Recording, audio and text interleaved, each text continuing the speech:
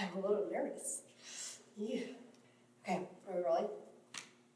Hi, I'm Dawn Jones, founder of PressedFresh Collective, and today I am answering 10 questions submitted by our community of indie artists.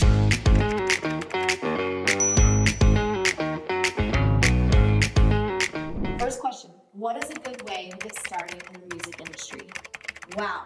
I think there's so many ways you could get started in the music industry. I think it really just comes down to finding your passion and finding what you're good at and really leaning into that from there. There are so many opportunities to explore in the music industry. You don't just have to be an artist. There are so many other jobs that need to be filled in the industry. And so I think if you're really good with numbers, or you're really good, managing a team, or you're really good producing, like there are so many other avenues you can explore that are not the traditional kind of what you would think of as, oh, I'm a music industry professional, but that place you in the music industry working where you are the most skilled. So, I mean, if you're an artist, follow your passion, follow the music. But if you're not an artist and you're just wanting to be involved in the industry, look at things on the business side, like marketing and PR and finance and management, and just there's so much out there. There's so much you can tap into. If you like film, there's a whole sync world, I mean, there's just a crazy amount of things you can tap into in the music industry. So I think it really just boils down to finding your passion and then really leaning into that and exploring every avenue you can in that field as it pertains to music. We need everybody. What do you see as the biggest threats to our industry as a whole?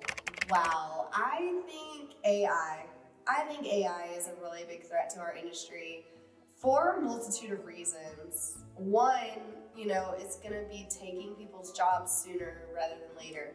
So, I mean, things like producing and mixing and mastering, like it's great to have an AI tool that does that, but also I'm thinking about my friends in the industry who that's their job, so I think that's a threat. I think the development of AI, I mean, we already know it's leading to a lot of artificial streaming and just kind of new royalty regulations and new things for artists to fight. I think AI is gonna cause a lot of problems in our industry, and in some ways it can be really harnessed and utilized for the betterment of the industry, but I think in a lot of ways it can cause harm if it's not regulated. So that's the thing I am most cautious about in the future.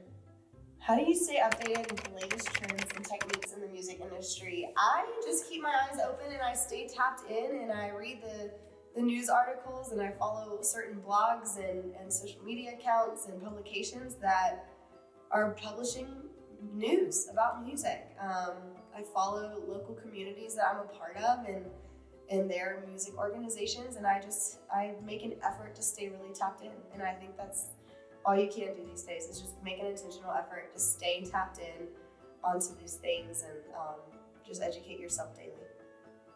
What about PressedFresh Collective makes you the most proud? So many things.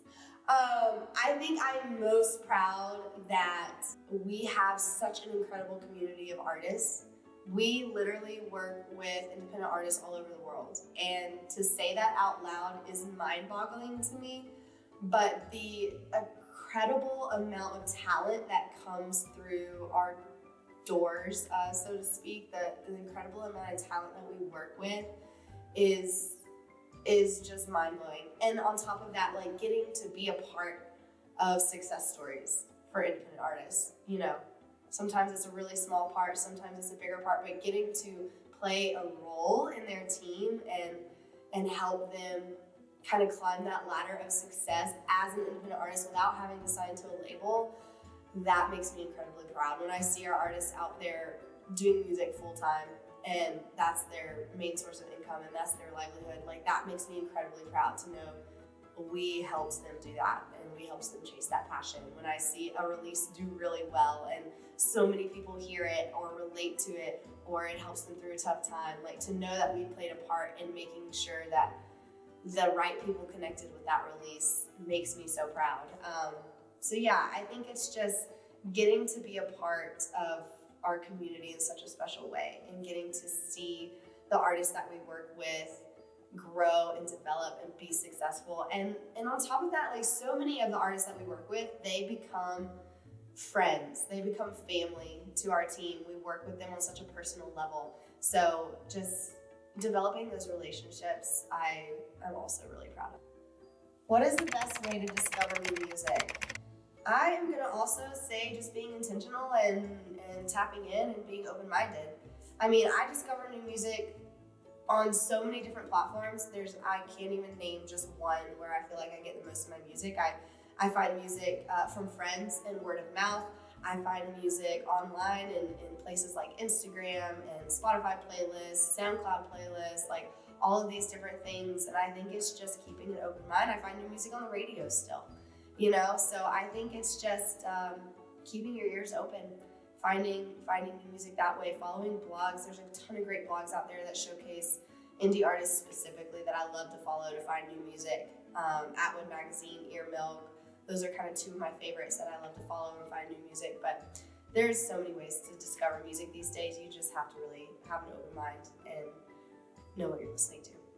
Are there any musical trends that you think are overrated?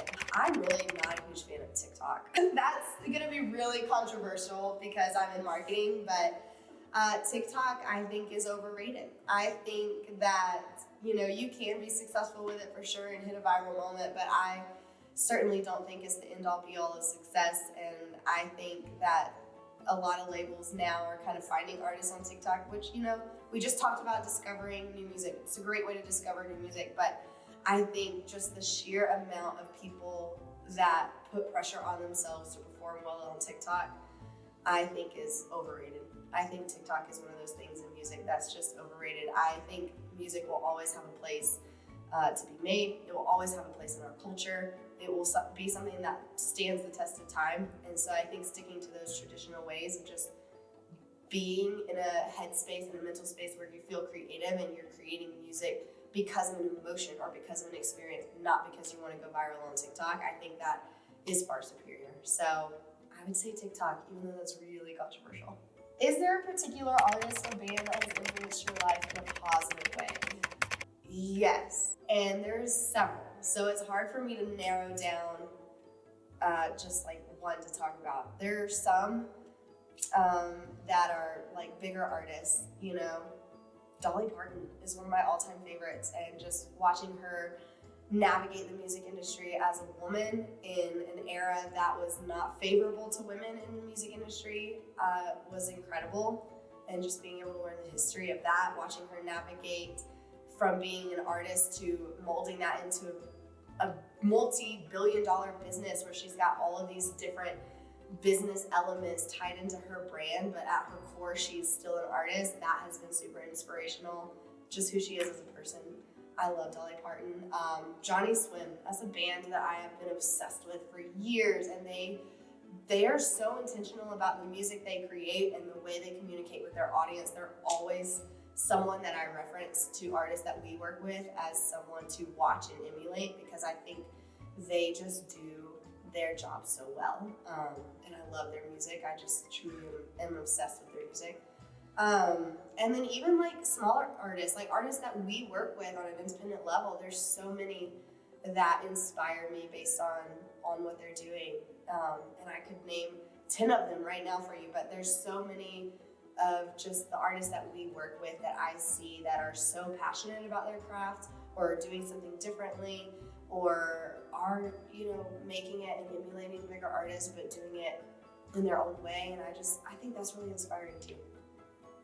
What kind of training is needed to become a professional in the music industry? I think that question really depends on what you're trying to do in the music industry. Are you trying to be an artist? Are you trying to be someone on the business side in marketing and PR? Are you trying to do sync licensing or producing? Like, there's so many different aspects of the music industry. I think there's definitely training needed.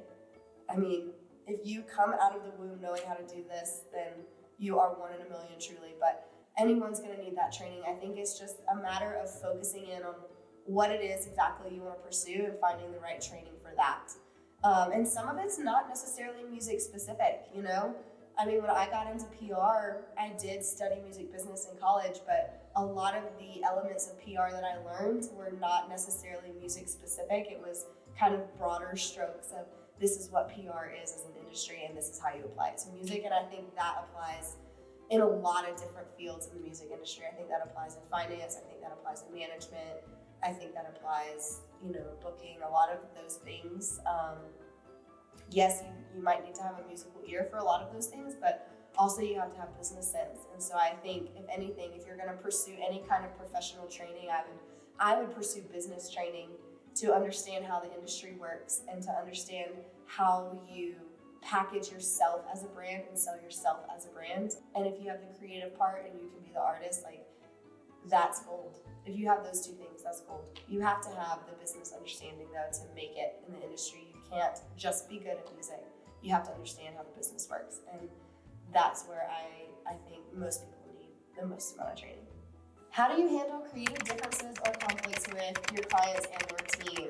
Oh, creative differences. I actually love creative differences because I think it challenges us to think outside of the box and to think about different perspectives. And especially in our area of expertise, which is marketing and PR, you want to be challenged to think outside of the box, and you want to be challenged to think about how the audience is going to receive what you're putting out there. So I love creative differences. I think the way we handle them is just through communication and having open communication and encouraging conversation, encouraging feedback, encouraging people to speak up. I always tell clients that are signing with us, I never want this to be a one-way street of me telling you how this is and then you just executing. I want this to be collaborative, and I want there to be feedback and discussion. And so I think just really encouraging that communication, and then when those conversations happen, having an open mind to hearing other perspectives is key. And that goes with our clients, that goes within our team. We just really try to foster a collaborative community where we can openly converse about ideas. Sometimes our minds are changed. Sometimes we change other people's minds. Sometimes both minds are changed, and there's compromise. So I think just encouraging open communication and collaboration and open-mindedness within the group that you're working with is really key to those creative differences. And then looking at those creative differences not as something that is detrimental or something you have to overcome, but looking at it as something that is going to make you better because you're being challenged to think outside of the box in new ways. I love creative differences. Okay, last question. Are you a good singer?